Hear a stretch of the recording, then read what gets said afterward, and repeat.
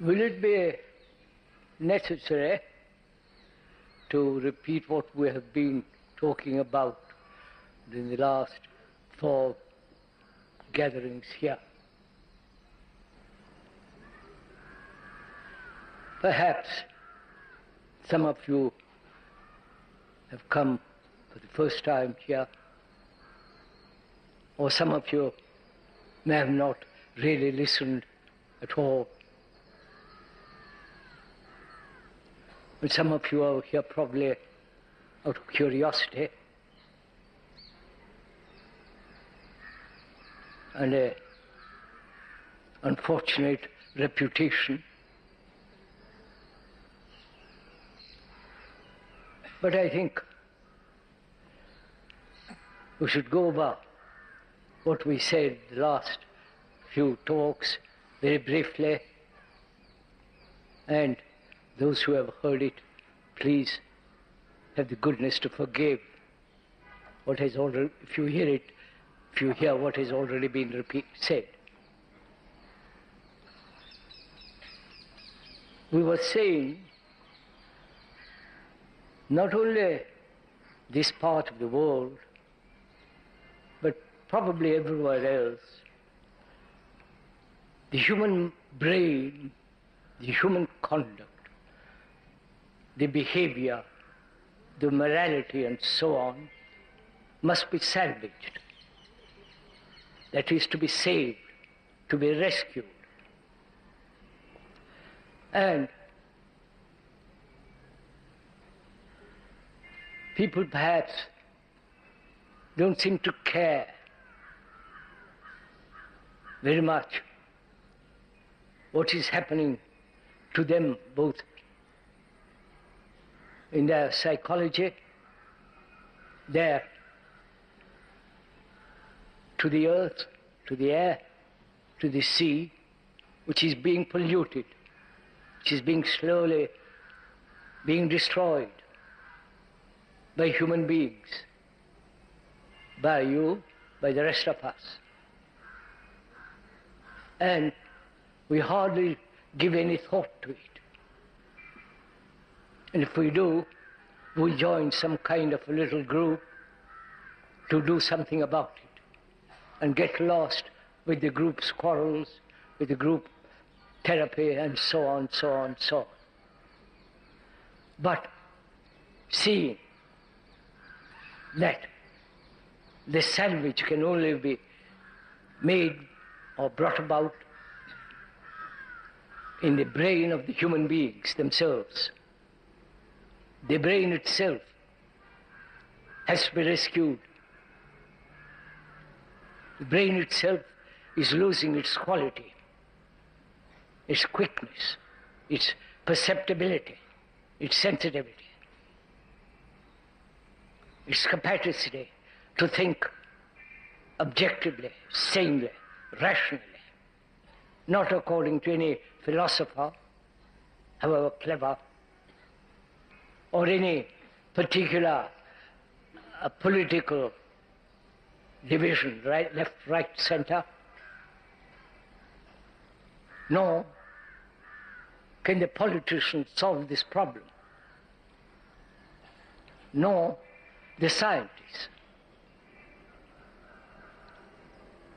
the biologists, the economists, the gurus, and the various religious organizations, whether it be Hindu, Buddhist, Christian, and so on. It's fairly obvious for any observant, thinking man that none of these can solve our problems. And as we said, we have to inquire. And the skeptical inquiry into the nature of man, the psychological world as well as the intellectual world, the investigation of that through skepticism, never believing anything, never following anybody, nor obeying, except the laws, of course. If you don't pay taxes, you'll be held up. But also, there is so much corruption going on with regard to all that, not only in this country, but everywhere else. Perhaps more so in this country. Corruption has become the way of life here. Seeing all this, that no philosopher, no politician, no organized religious group can ever solve this problem of human existence, which is now degenerating, which has become corrupt, which lacks utter integrity. Then there is no spirit of cooperation. Naturally, from all this, as we said last week, we have great disorder in our lives, not only our daily life, but in the society in which we live. The society being our relationship with each other, our daily human relationship, in which there is a great deal of conflict, pain, anxiety, loneliness, and all the rest of that. And also, we talked about, last time we met here, about order and disorder. We said disorder, as we explained very carefully, is caused by thought itself.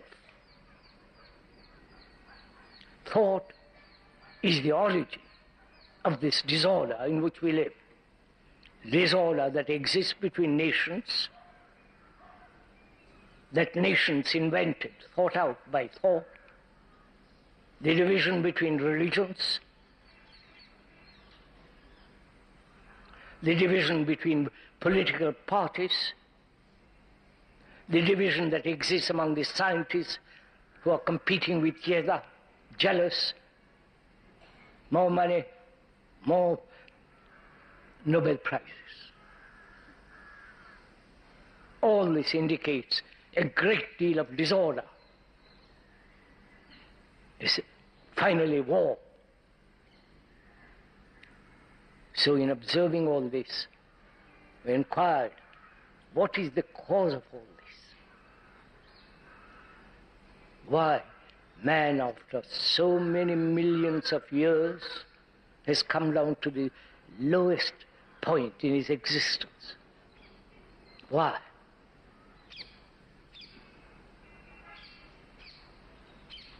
We like to attribute this disorder to some fantastic causes. But actually, this disorder is in our minds, in our brains.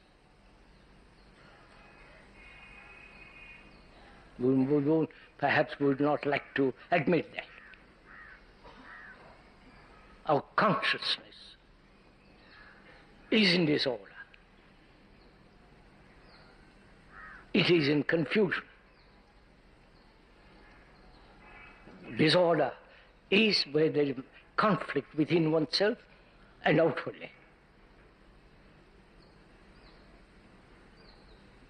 And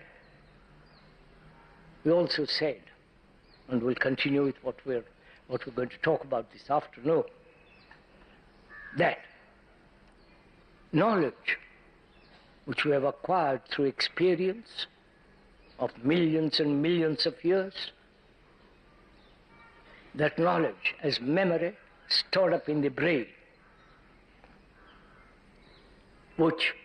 from which arises thought and action. This is the chain in which we are caught. Experience, knowledge, stored in the brain as memory, from which thought arises, and from that action. This is the chain in which the brain, through millennia, is caught. And knowledge has become extraordinarily important for all of us. Because knowledge gives us a means of livelihood. That's why our education has so conditioned our minds to pursue a career, earn a livelihood, skillfully or not, efficiently or not, and survive some way or another. And knowledge, which we so cherish and worship, knowledge which we have acquired from the books, whether religious or technical, knowledge that we have acquired from our own personal experiences, knowledge which has been given to us through tradition, this knowledge that's stored up in our brain is now being transferred to the computer. Please follow all this, if you care to. And let me also, if one may, ask and suggest that we think together, observe these things together. Together, I mean together. The speaker is sitting on a platform, a little bit higher than you, because for convenience. But he is not sitting in any state of authority. It's merely for convenience. So, in this inquiry, there is no authority whatsoever.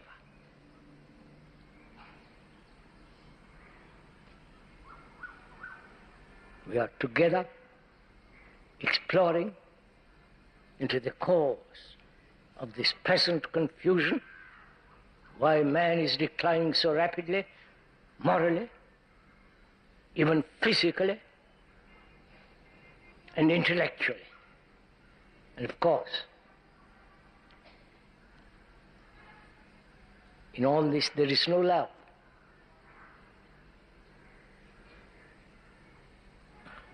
We have relationship, sexual pleasure, all the rest of it. That's not love. Desire is not love. And this confusion, which is brought about by thought. Thought itself is the cause of confusion. We went into that very, very carefully. It's not that the speaker is saying something with which you disagree or agree, but you can investigate it for yourself and test it. You can inquire into it skeptically, with a great deal of doubt. Not doubt about what you have learned, what the books say, what the Gita or the Bible or your pet religious book says. But question, doubt, be skeptical in your inquiry. And that is the religious mind. The mind that is capable of being skeptical in its investigation. Not who is religious, the man with a beard, the man with a loincloth, or the man who goes to a temple 10 times a day, or to the mosque. He's not a religious man. Religion requires a great deal of diligence, and that diligence, which is to observe conduct, conduct in our daily life with each other,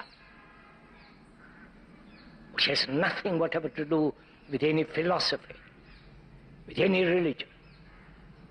They talk about it, but actually in our lives, in our daily, confusing, unhappy life,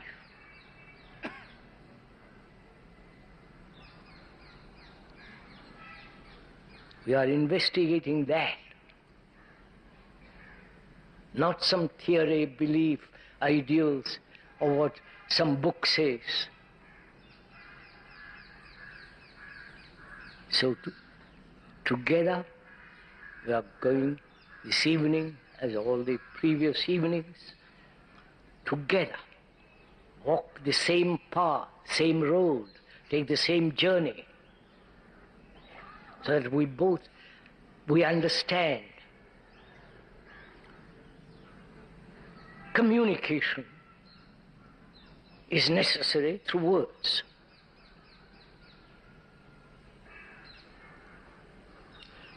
The speaker has no particular jargon, neither scientific, nor religious, nor any other words except simple, ordinary, daily words spoken in English. And the words are not the thing. Your wife or your husband, the word husband, the wife is not the person. So in inquiring, we must be very, very careful about words, knowing that the word is never the thing, knowing explanations are not the actualities.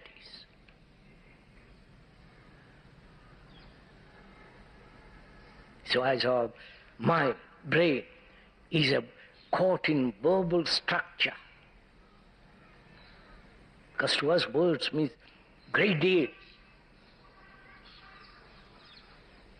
To be called a Muslim means a great deal to a Muslim, or to a Hindu, or to a Buddhist, or to a communist.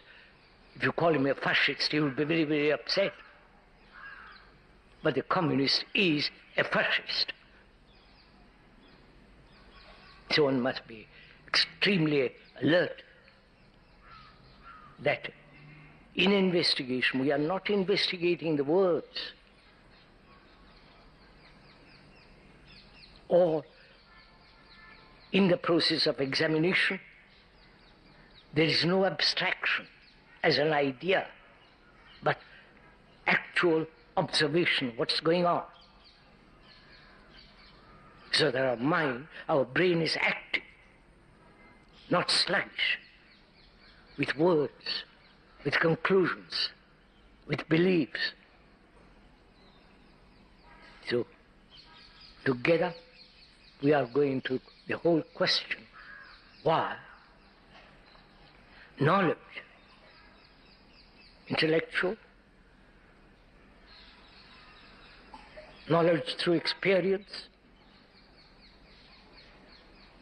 knowledge which we have acquired through tradition, whether that very knowledge, please listen, I'm questioning, I'm not saying it yet, I'm exploring,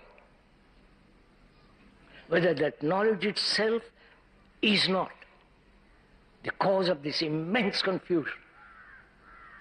Not knowledge about the Gita, about the Upanishads, or any of those books. Books are not sacred. Printed word is not sacred, but you can attribute to that book what you like. So please, one may again point out, we are we are observing together, examining together, being aware that word explanation is not the actuality. So, this knowledge that we have acquired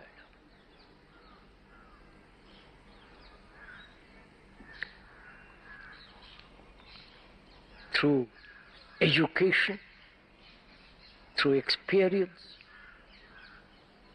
through the past generation upon generations. This knowledge may be, please listen carefully, may be the cause of our disaster.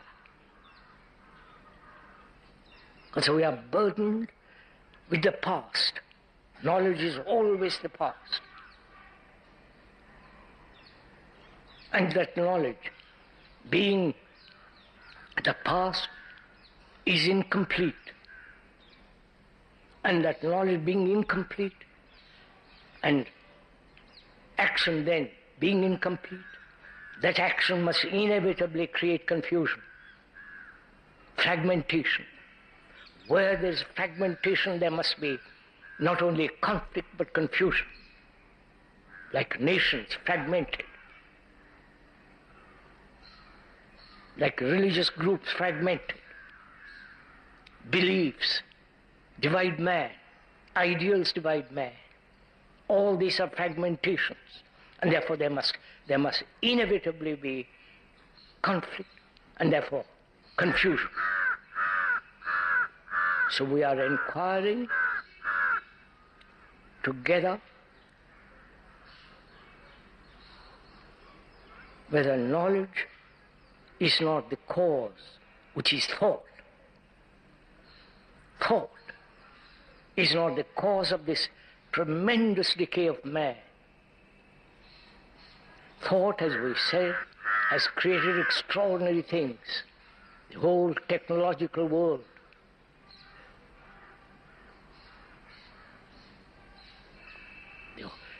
The surgery, medicine, communication, going to the moon, and so on. And also thought has created war and all the material to kill man.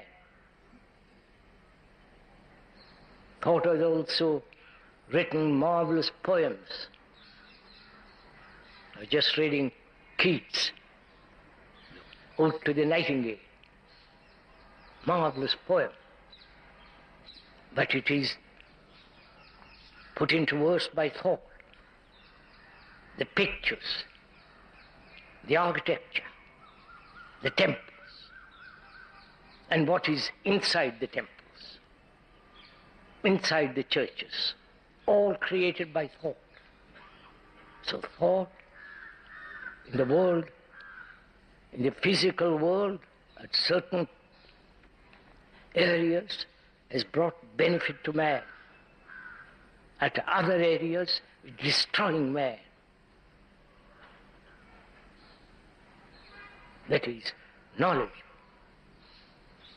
And this knowledge, which we have acquired through our senses, and therefore connected with the brain, this knowledge man acquired is now being transferred to the computer. I do not know if you are aware of all this. The computer can do everything that man can do.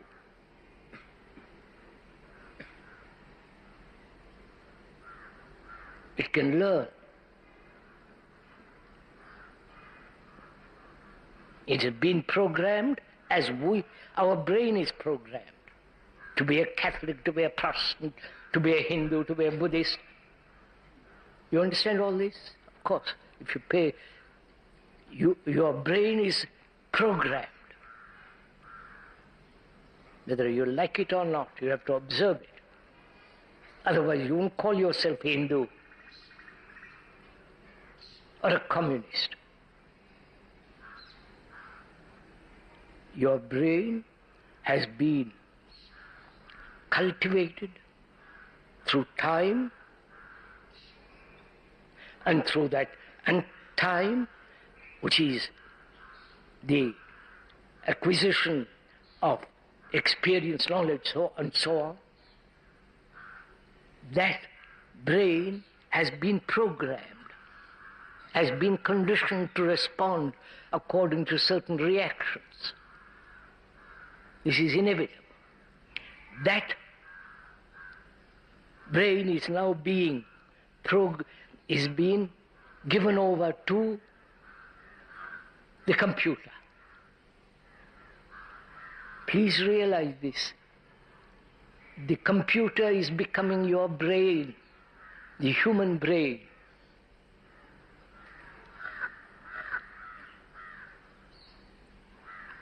The computer plus the robot are already operating in manufacturing things, like cars. All kinds of things are happening. In about 10, 15 years, you'll be unemployed.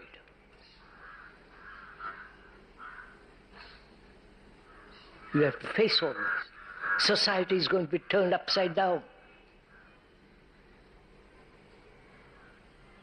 It's coming. Whether you like it or not, and you're at your door.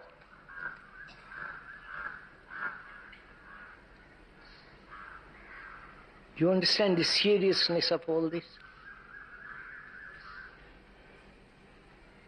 I wonder if you do. That your brain, which has been so extraordinarily capable, suffered innumerable sorrows, lives in great anxiety, frightened, insecure, the whole psychological world, which is the result of thought.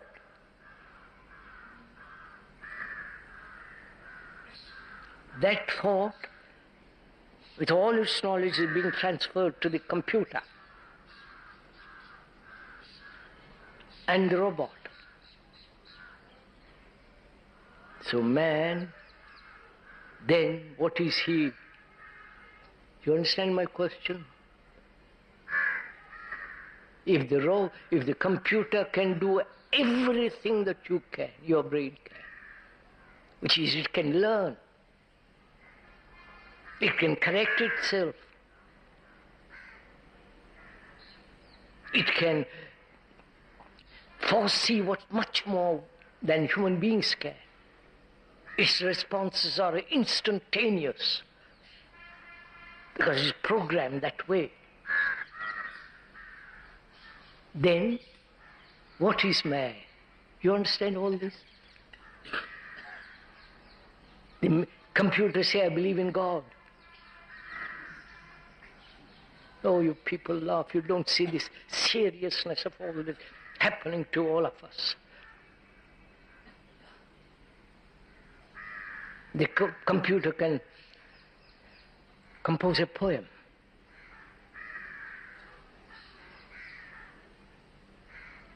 Can compose, can diagnose better than any doctor. You understand?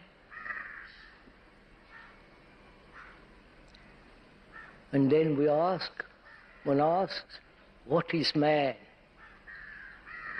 What are you?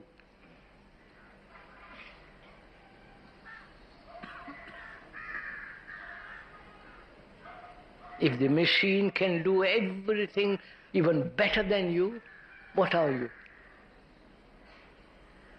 Which is, our brains have operated mechanically,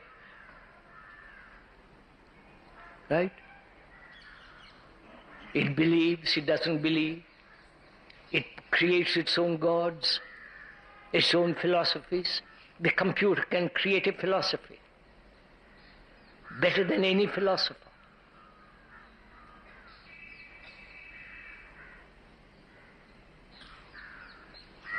So, what have we left? You understand my question? If the machine can take over everything that man can do, and do it still better than us, then what is a human being? What are you?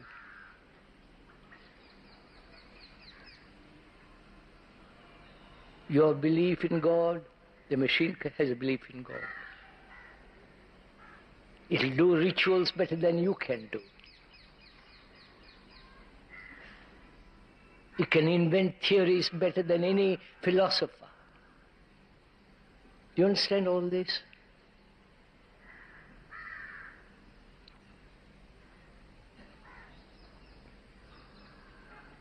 So what have we left? What we have left is our psychology, our psychological world. You understand? Our sorrow, our fears, our pleasures, our anxieties, our immense loneliness. You understand all this? That's what we are going to be left with. Not with your gods.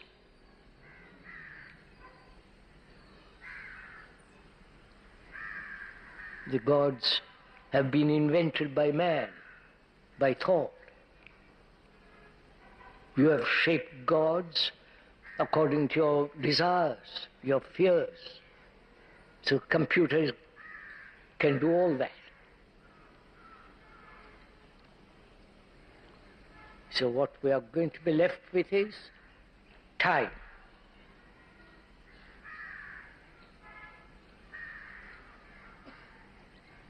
Biological time, psychological time, and time as day and night. That's what we're going to be left with. Time. And biologically, time is necessary. That's part of the genes, where it is. Genes also probably is computerized in time, to have time to grow physically. And you have psychological time. That is hope, the future, the burden of the past, the anxiety, the fear, the immense, everlasting pursuit of pleasure, and not only your own particular sorrow, but the sorrow of mankind, of which you are. This is what we're going to be left with. Right? Please, I hope we both are together observing the same thing. Not the speaker is observing and telling you about it. But we are together observing the facts. What is actually going on, of which most of us are not aware. Technology is advancing so rapidly.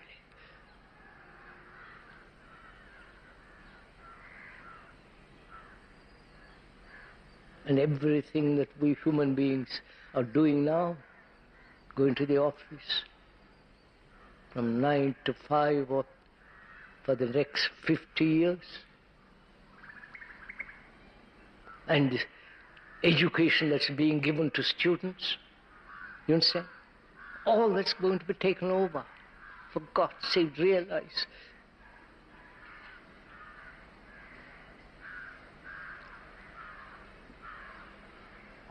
So, we are going to be left with all our senses. Senses which create, which is the center of the brain, and our senses either deteriorate gradually because we are incapable of using them anymore, because we are only pursuing pleasure. You are following all this? And so we have to find out what time means. Right? There is the biological time, psychological time, time by the sun set and sunrise, the new moon and the full moon. So the three times, biological, psychological, time by the watch. We can perhaps control or change the biological time, which is also, you see what's happening in the world. Little boys and girls are already having babies.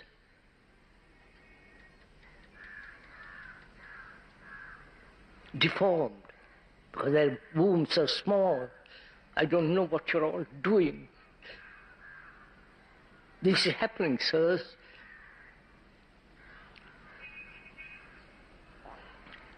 And there is a psychological time. You can't do anything about the chronological time. You can perhaps get up earlier, go later to bed. But you have only one factor, that is psychological time. That time is the movement of thought in consciousness. You don't agree with me, see it for yourself. Consciousness is made up of its content, right? The computer has its conscience.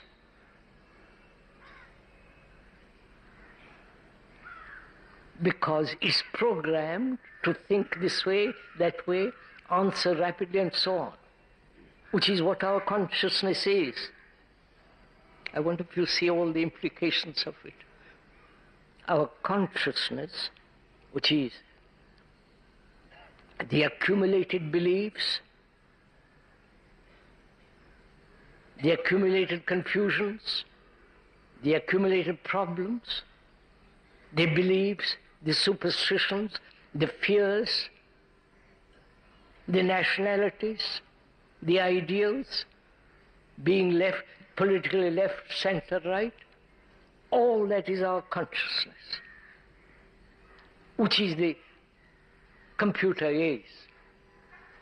You realize? So, what are we going to do with our life? You understand? Either because we have time, leisure, and all the trouble which we take now to go to factories, work, computer and the robot are going to take over. Then what is man going to do? Either you're going to pursue entertainment, which is pleasure, you understand? The religious pleasures, entertainment, Tirupati, Rome, cathedrals, temples.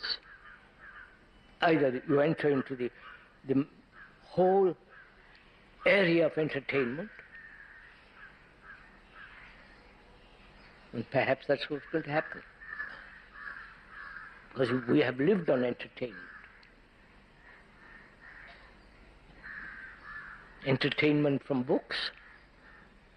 If you are inclined to be a philosophic mind, books, being entertained in philosophy. If you are entertained by Gita, Upanishads, Bible, you go in for that entertainment. Or you're being entertained by rituals, the mass, the temple worship, all that's going on, which is all entertainment. or you turn inwardly.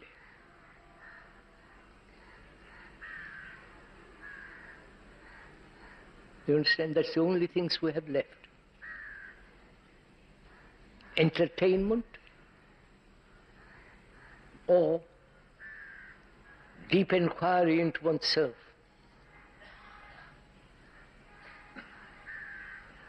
Inquiry into the psychological world, the senses, the fears, the pleasures, whether there is ever an ending to sorrow. What is love? You understand? Whether what death means.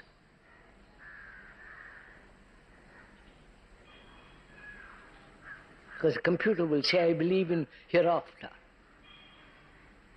You understand what I'm saying?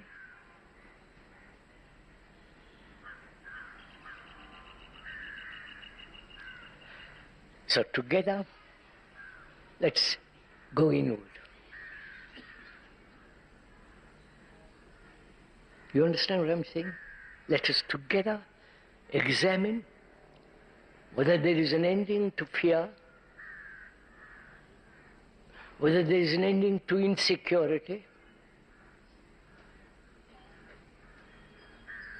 not physical insecurity, because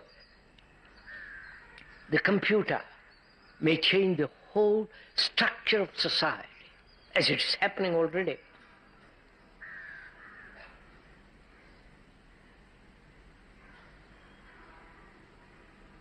So we have only two things left to us: entertainment or going deeply into the world of the psyche and going beyond.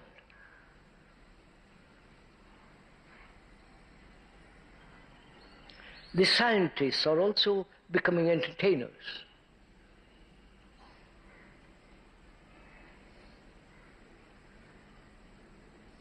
Like the priests.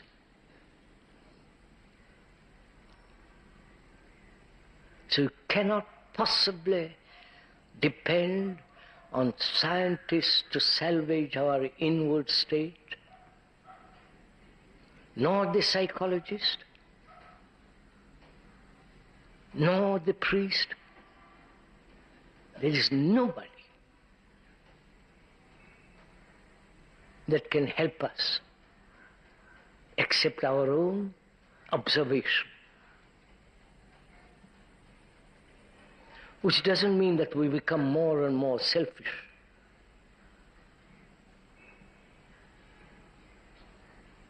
We are examining the human consciousness, the human brain. Your brain is not yours. It's the brain of humanity, because it has lived millions and millions of years. So in examining, investigating through skeptical exploration, we are examining not to become more mischievous, more ugly, more inwardly despicable, crooked, corrupt. We are examining so that the brain, with all its activity taken over by computer, then we are investigating nature, whether thought, which has created the psyche, whether that thought, which is time, can stop. You understand? Please, thought is time, right? Thought is the result of memory. Memory is knowledge, experience stored in the brain. Therefore, it is a movement. Thought is a movement of time. Right? And we are going to inquire very, very deeply whether there is a stop to time.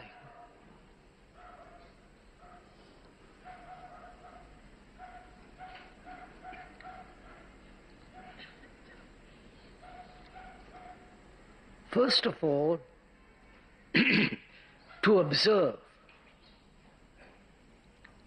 You understand?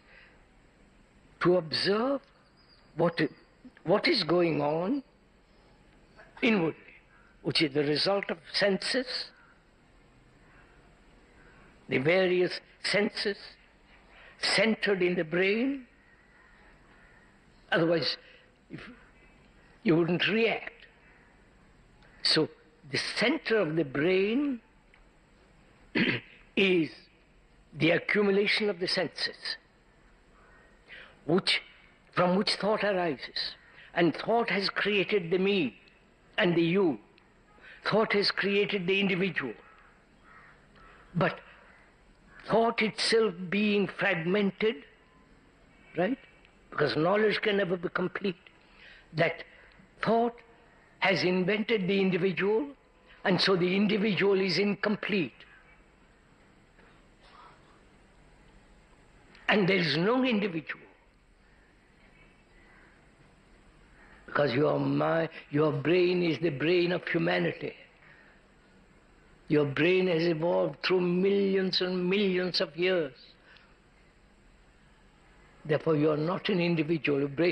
That's the first thing to realize. It's illogical. It's not something invented by the speaker. You can see it for yourself if you examine it.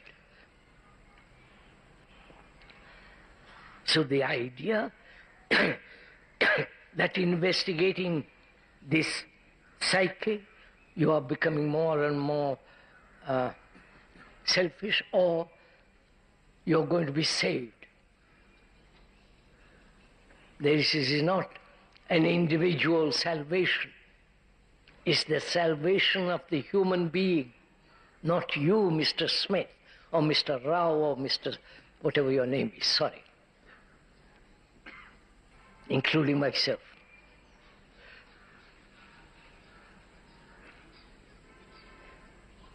So first, as we said, to learn the art of listening.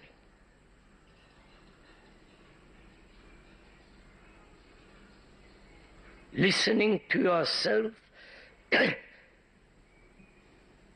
never distorting what you listen to. Right? That is, are you listening now? What the speaker is saying, or you are distorting what the speaker is saying to suit your own theories, conveniences, happiness, comfort, this or that. Or saying tradition has already said this.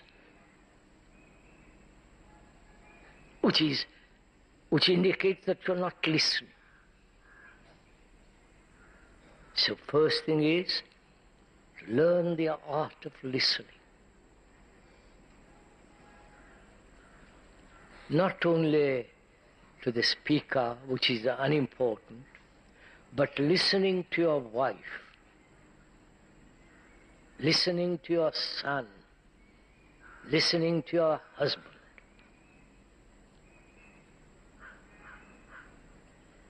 And you cannot listen if you have an image about him or her, a conclusion about him or her.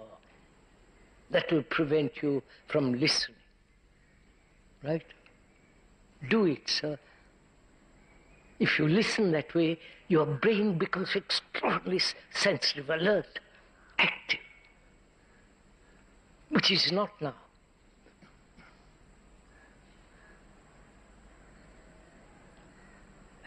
Then, the art of seeing.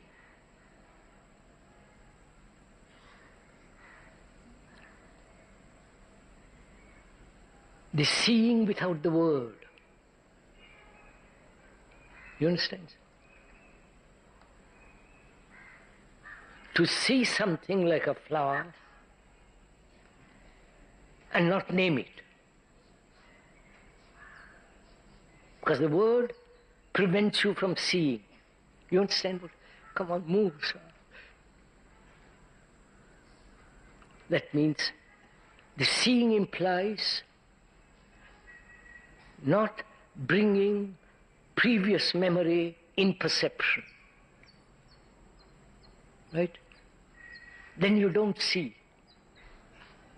If you want to see your wife or your husband as they actually are,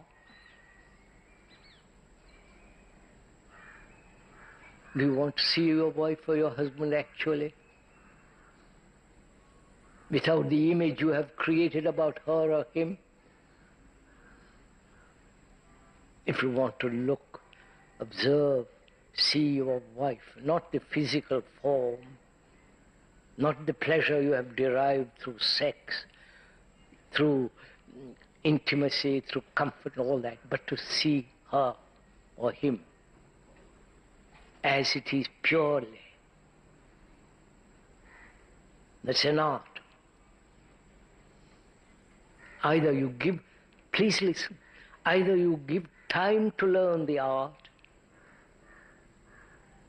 as you give time to learn language, and then when you give time to learn the art of seeing, what have you done? You haven't seen your wife at all. It's like a man saying, I pursue non-violence, that's my ideal, while he is being violent. You understand this? So, to see without time, that means without the previous conclusions, previous records. I wonder if you understand all this. It is necessary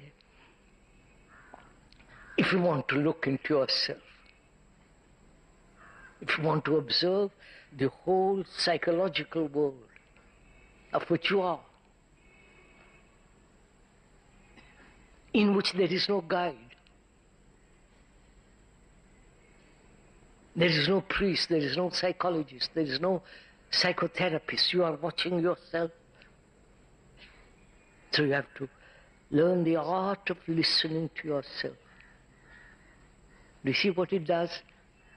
If you do it now, you see how your brain becomes extraordinarily supple, sensitive, active. And to see without the previous records that you have accumulated. Then memory is operating, not the optical, clear observation. Right? And also, one has to find the art of learning.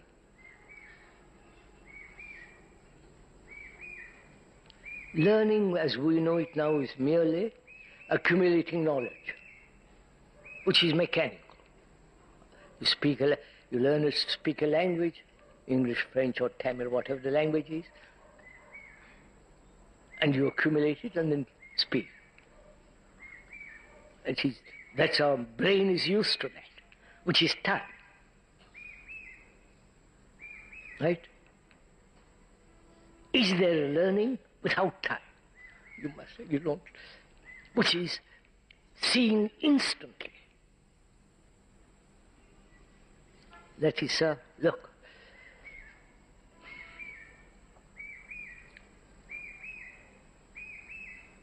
Man is violent, probably inherited from the animal and so on. Let's go into the cause of it for the moment, because each person will say the cause is different and will get lost in the disputation of various causes. But we are violent. Human beings are violent. Now, when you say I will become non-violent, you are learning to become something. Right? See, sir, please see what you're doing. You are learning through time to become. Right? Right? That is, your whole conditioning psychologically is to become something. If you are naughty, you become good. If you are angry, you become, hope not to be angry. If you are violent, you become. So we use time as a means to learn to become something or not to become something. That's our operation. That's how our brain works. Now, to see violence and not change it to become something else, but to see violence, you understand, careful, we are thinking together, please do it as I'm talking about it. If you don't like violence, take your own particular form of greed, envy, or anger, whatever, smoke, whatever you do, take it, look at it. You say when you are greedy, I will get over it, or I will transmute it, or I will suppress it, which are all movements of time. During that time, other things happen which prevent you from ultimately becoming non-greedy. Of course. So, you see that. You see that's a fact. You see it. Do you? That the becoming involves time. During that time you are learning how to become that.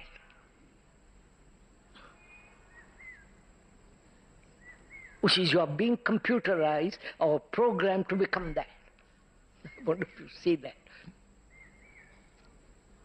Whereas there is a different way of learning, which is you are observing yourself. If you observe yourself and you have learnt something about yourself, and with that from that learning you observe, you're not observing yourself. You understand the difference? Are you coming with me? That is, if I'm watching my greed, and I say I must not be greedy, because that's my brain has been conditioned or been told religiously and all that blah, not to be greedy. So I say I will learn not to be greedy, which involves learning, restraining, controlling, suppressing, all that. Right? That's clear. That's what we do. Now we're asking, is there a different way of looking at greed?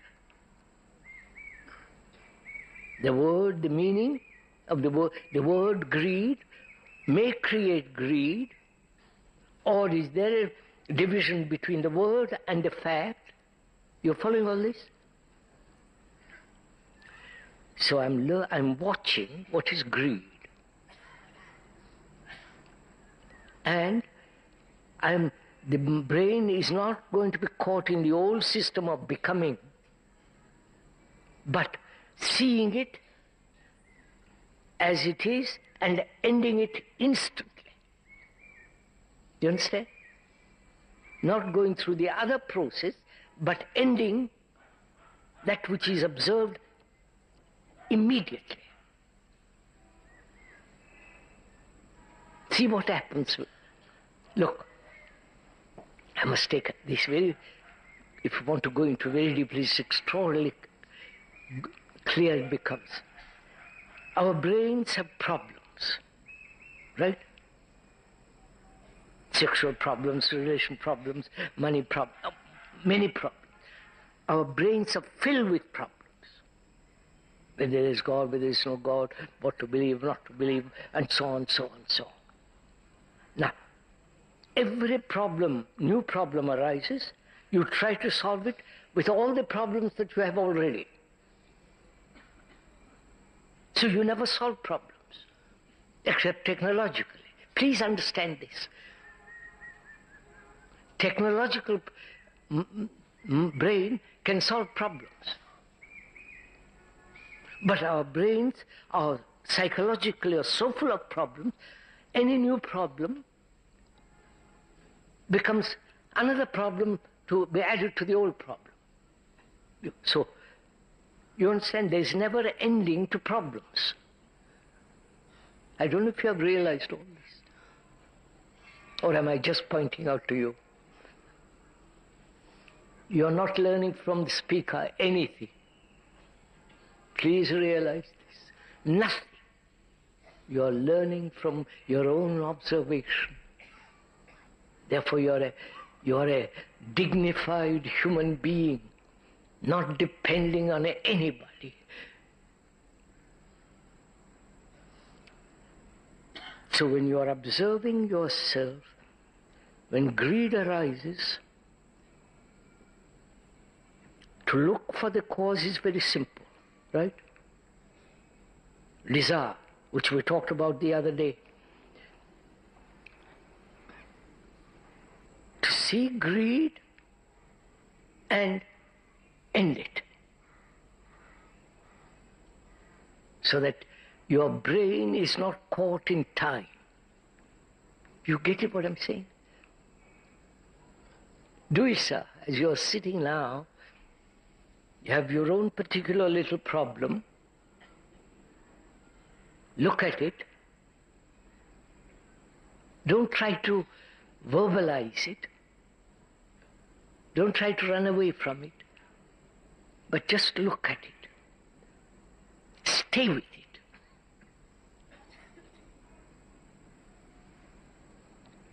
The moment you try to change it, you follow? You're caught in the time.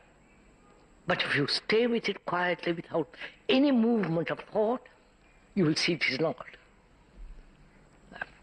Right? So, there is the art of listening, the art of seeing, the art of learning. With that, you approach yourself. Right?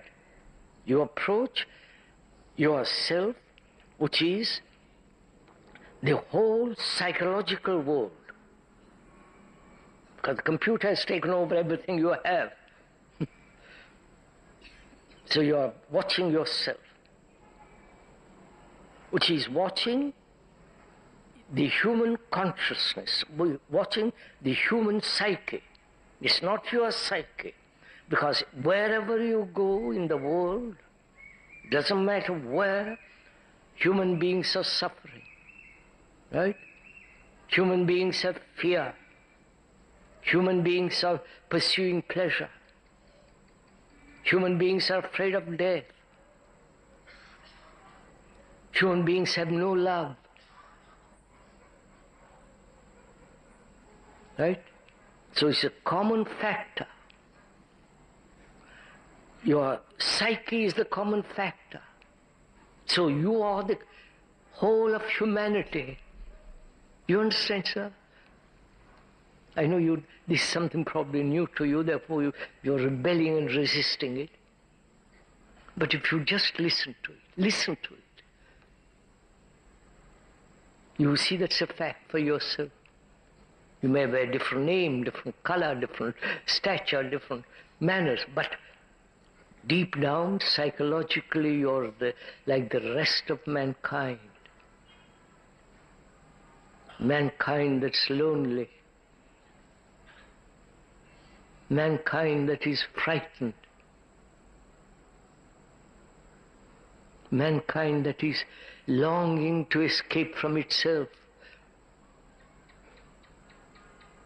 and burdened with sorrow of 1,000 years.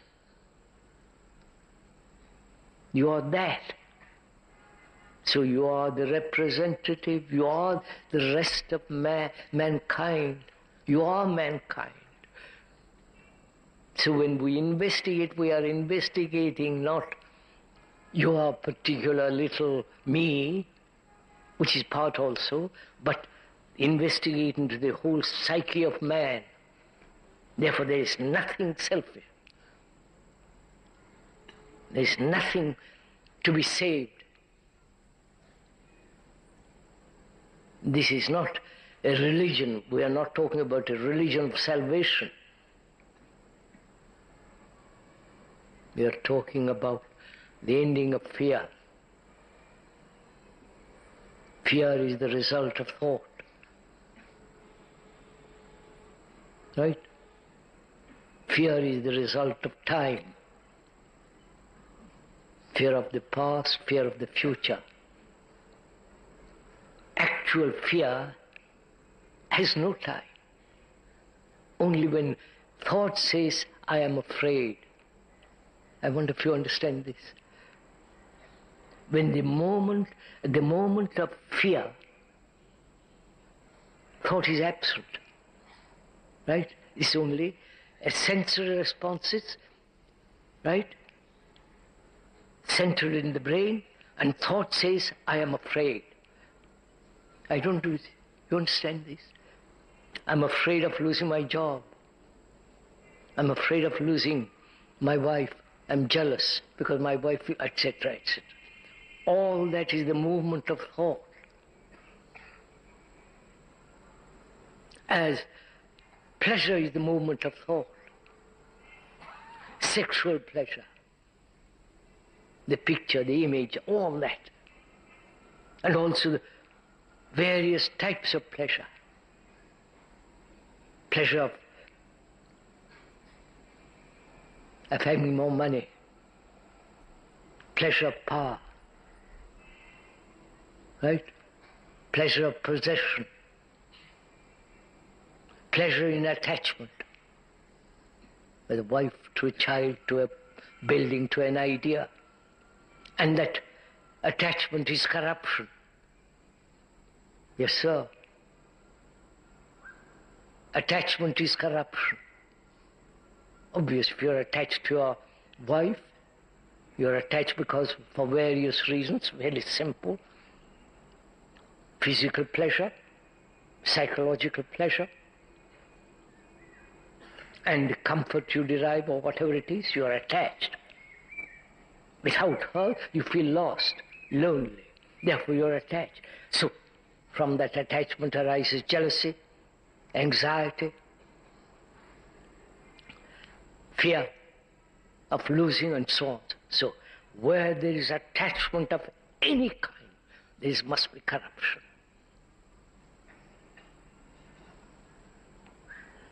Right?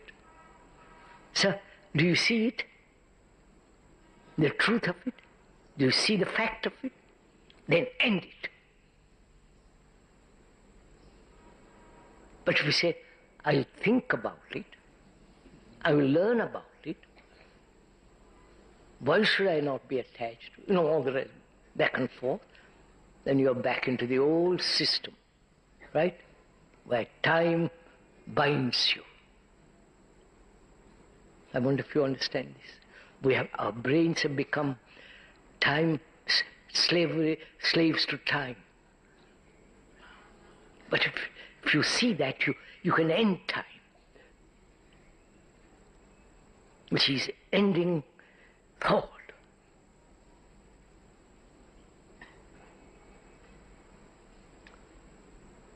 But before we go into much deeper things, this you must clear. Embrace a psyche that is not afraid, that has no fear, that isn't everlastingly pursuing pleasure in different forms.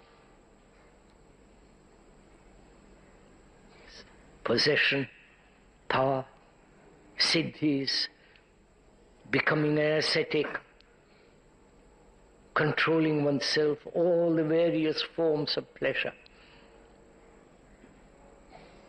To look at it, to see what it is. It is not a pleasure when you see a sunset, beauty. But it becomes pleasure when thought says, I must have it again, I must go there again. You understand all this? So see it and do it instantly.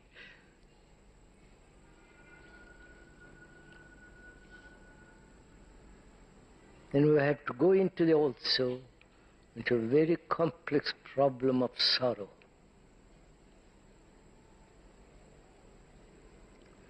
Whether sorrow can ever end. Because if it does not end, there is no passion. Passion is totally different from lust, from desire, from pleasure. And we have lost that passion. Probably we've never had it. Passion, which has its own intelligence and therefore its own action.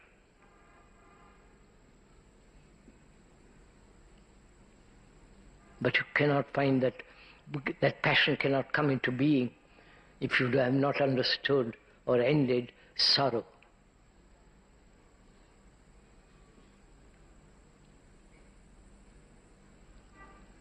And we'll go into that briefly perhaps tomorrow, and also find out what is a religious mind.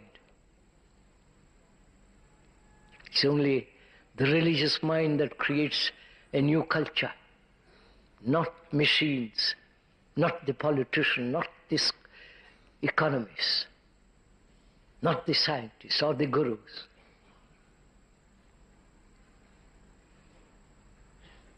The religious mind, the brain that is investigating into the nature of what is religion, but starts with skepticism. And we should perhaps, if we have time, we'll do that tomorrow.